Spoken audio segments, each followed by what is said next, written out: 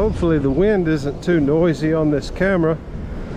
I do have a filter over the microphone. We'll see when we hook it up to the computer when we get back home. It's not ultra heavy duty windy out here, but it is the beach. There's always some wind on the beach.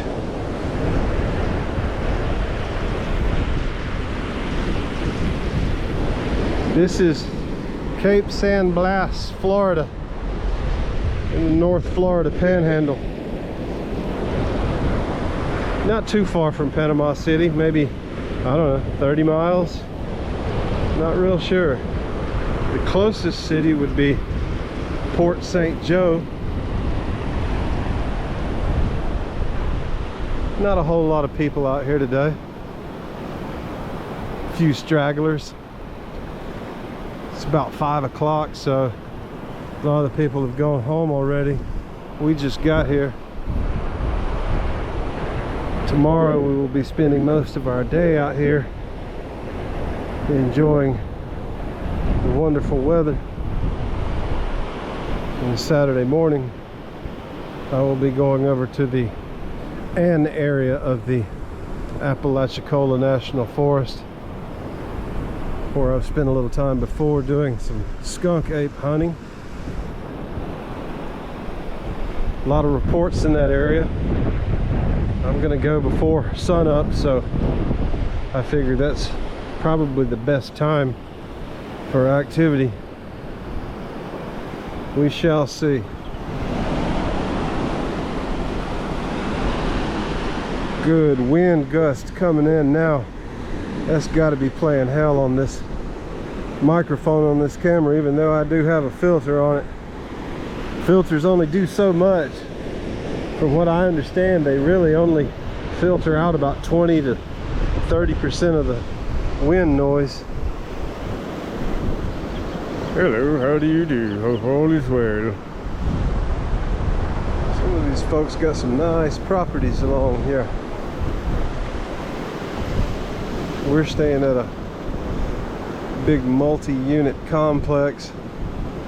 It's fairly nice. I can't complain. I've had better, and I damn sure had worse. But we are right across the street from Eglin Air Force Base. I do have some interesting stories to tell about Eglin Air Force Base, but this ain't the time. I'll let that wait. But there's been some very interesting things take place on Eglin in the past, and I am talking UFO related, in case you were wondering.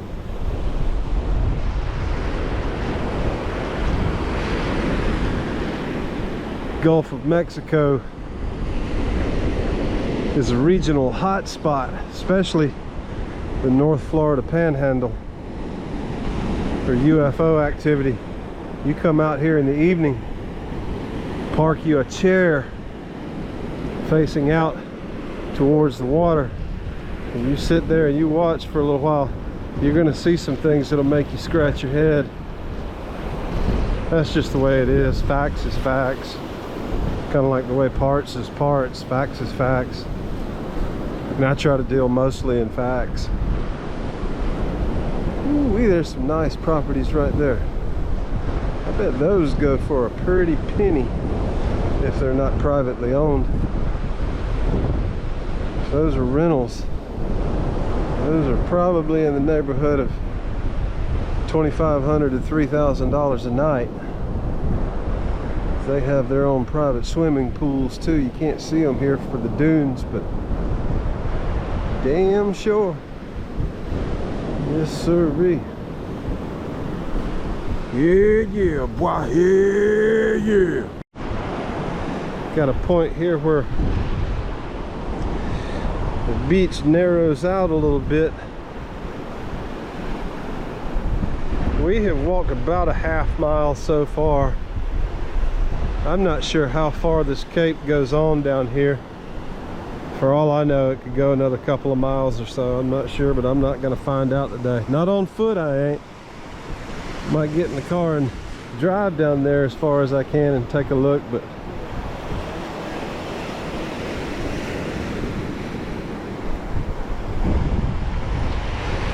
boy, we came on a pretty day today.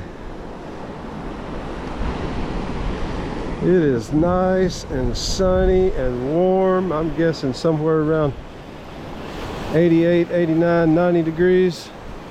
Maybe even a little over 90. I'm not sure. There's some interesting properties around here.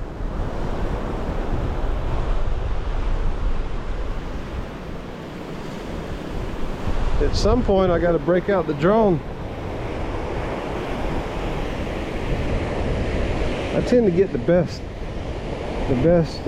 drone footage in the evening, close to sundown. You get these wild colors when you turn that drone just right away from the sun. Everything just seems to turn kind of a pink, purple.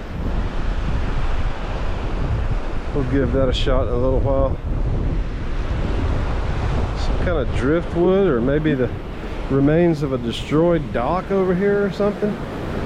They did have Hurricane Michael came through in 2018, and it was a very, very powerful Category 5 hurricane.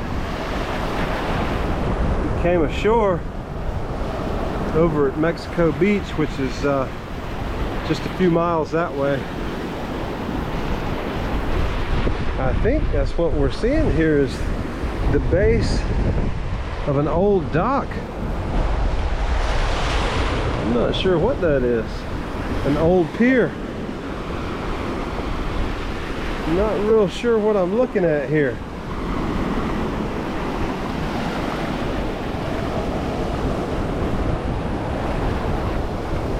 You know, I like to keep my track record of being right 99.9% of the time. I like to keep that intact, so I'm not going to take a guess as to what that is. But if somebody held a 357 to my head and told me I had to guess, I would say that there used to be some kind of dock or pier, some kind of wooden structure right here. But with that, I think we're going to turn around, mosey on back to the quarters. Is that far enough for you? You ready to turn around? All right, let's walk the other way.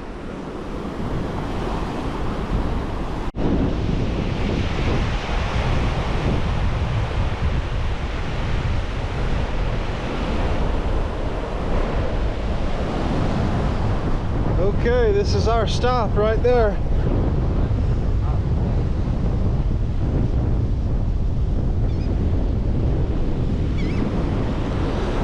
Hopefully the wind noise is not overpowering on this camera. That always worries me.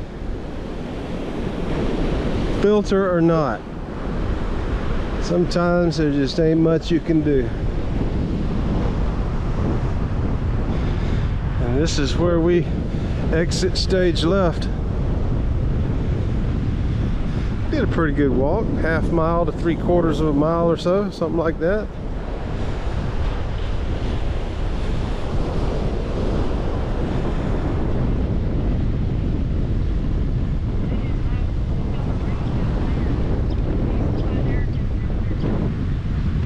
Where are you going?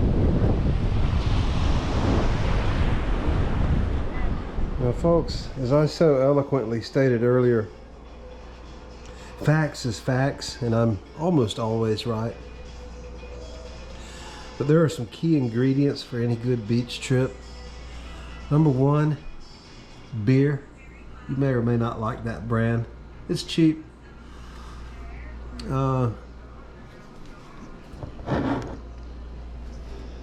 Spicy pickled okra, optional. Not a necessity, but definitely a consideration. Lemon and lime to go with your beer. And then most importantly, my fine feathered friend, boiled peanuts. A must have for any good beach trip. Now, little Norita, she likes to pretend that she's a drinker sometimes. And so she got this tequila. She's planning on making some margaritas here in a little while.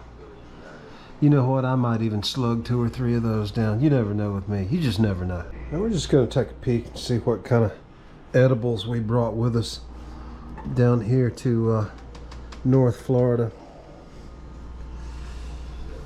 We got beer, got sodas, even though I don't drink sodas because of the high fructose corn syrup. I'll let the lovely ladies drink that. Got some eggs that I got on discount. 94 cents a dozen. Looks like she brought some pork hocks with her. And some pork belly. Some Coronas. Some kind of cheap cut of beef there.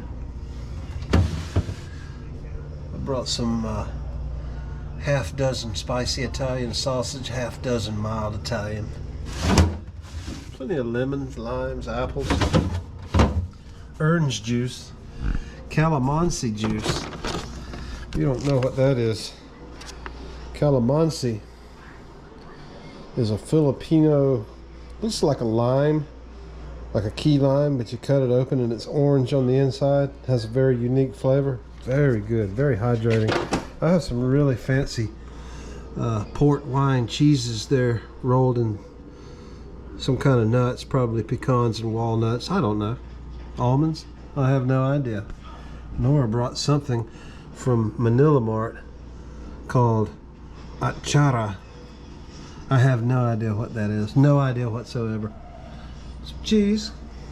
You know, there's things and stuff. Various things. Got some Silver Swan soy sauce. I won't be eating anything cooked in that. I got that canola oil. Ain't gonna happen, Captain. I guarantee you that. Some Mamacita's barbecue marinade. What would a trip to the beach be without Datu Puti vinegar, coconut vinegar? Pistachios. There's some Pico de Gallo flavored chips there. I bought those. Anything I buy is going to be at the very least 100% all natural, at best 100% organic.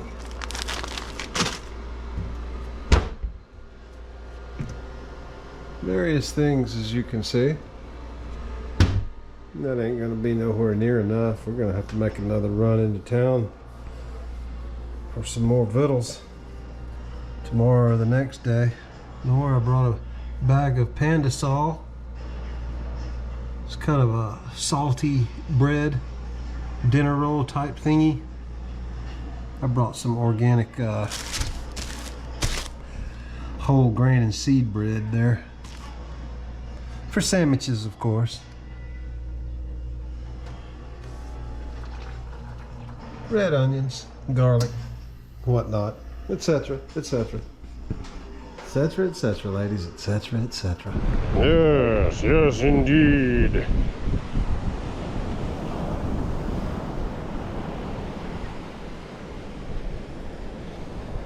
Evening time.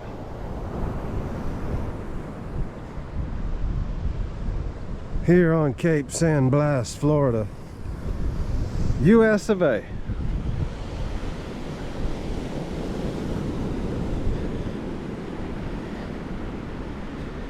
You're gonna see as this country shakes off the ravages of globalism and multinationalism.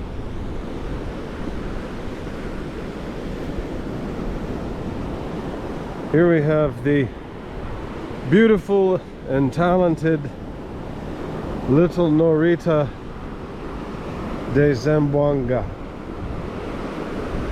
formerly known as Jambanga, a before the arrival of the Spanish.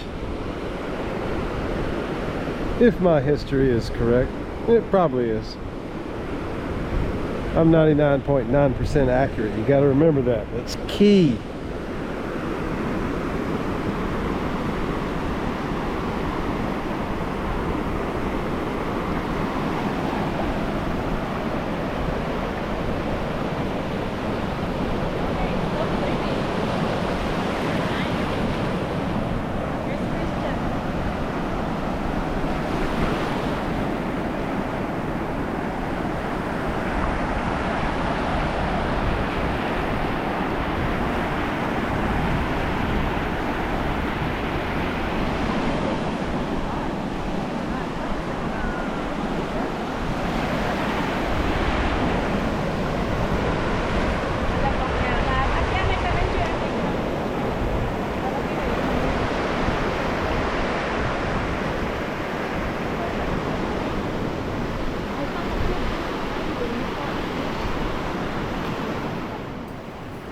And to anyone who may be wondering, from Northside Atlanta to Cape San Blas, Florida, it is roughly a 6 to 6.5 hour drive, depending on how many stops you make.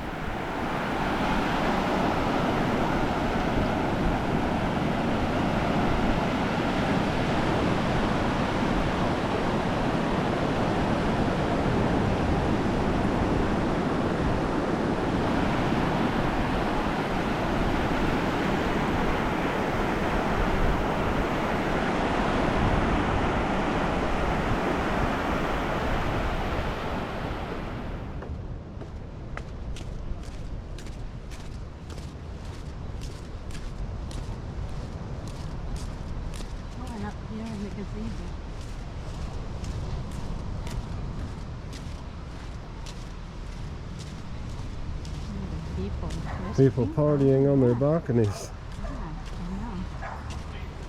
That's what I like.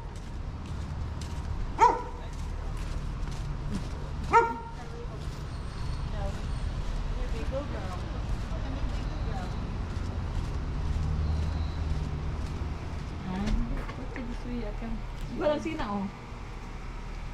Pero Camry ang gusto yun. Pero ang sina, mga Honda yata siya. Pero ta Camry ka gusto. No, it's nice here. Di ba bonito pakikay presko? No hay pamanlamok. No mosquitoes. I had a couple of mosquito bites earlier. They can get you in certain places if there's water on the ground.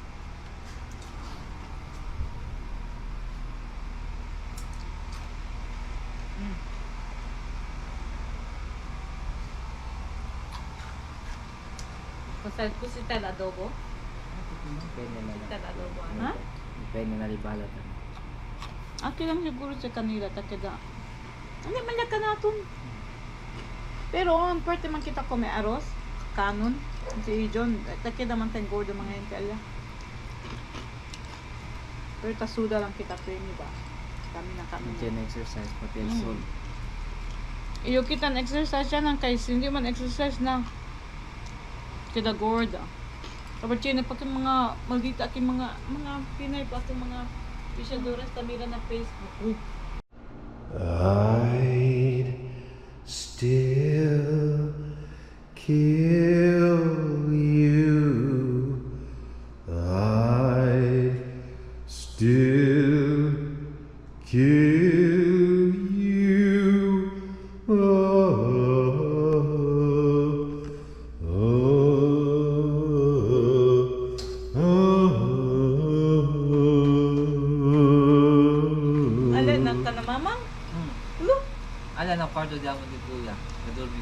So I follow this channel, and this channel that I follow, and yeah, the guy's got a pretty big channel. He they live up in British Columbia, Canada, and the purpose of his channel, the subject is Bigfoot, Sasquatch, and they go out and they look for evidence of Bigfoot, Sasquatch. And then the other day I was watching, and his buddy Randy was saying, yeah, and they even have this over in the Philippines too. You know, they call it the capri. Capre. That's what he says, capri. Yeah. I was like, oh, he's talking about the capre. I've never seen one, but Well, you know, the thing is that obviously it existed. it's just like here. The people that live out in the remote rural areas, they see things like that and they believe in it. But if you talk to the people in the city, they laugh and they're like, oh, that is fairy tale, that's mythology. Those people, they're just, you know, they're poor people, they don't really understand, and blah blah blah blah blah.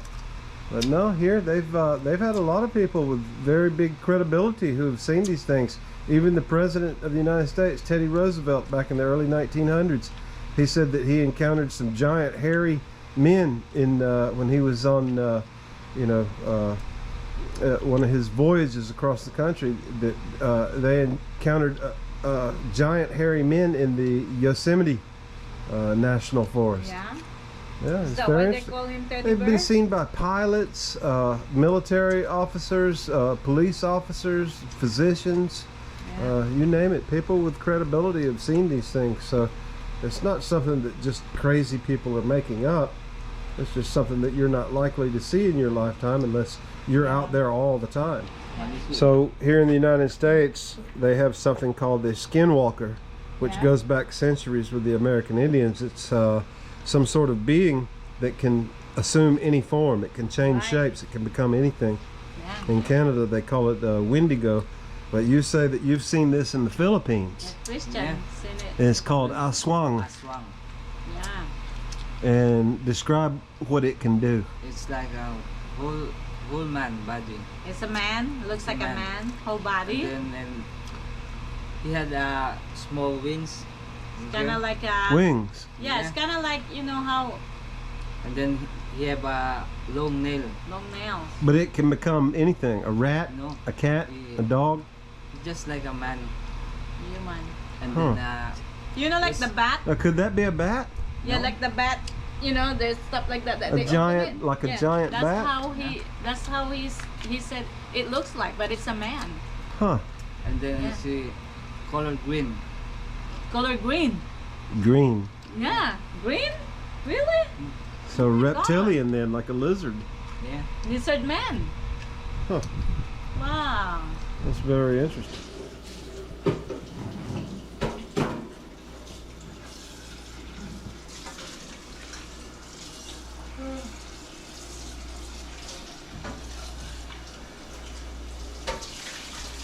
What are we cooking, Nora? Pork belly?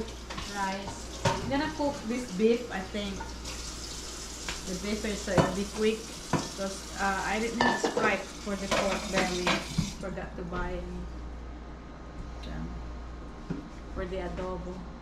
I like to put Sprite. Well, it's better to save the pork belly for tomorrow anyway when they're here. I'll Right? just cook, yeah, I'll cook the beef. I'd still kill you. I'd still kill you.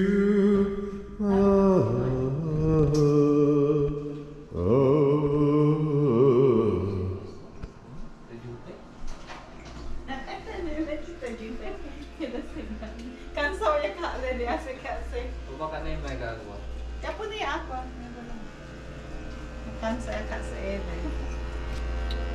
It's making tiny eyes now. He's tired of making eyes.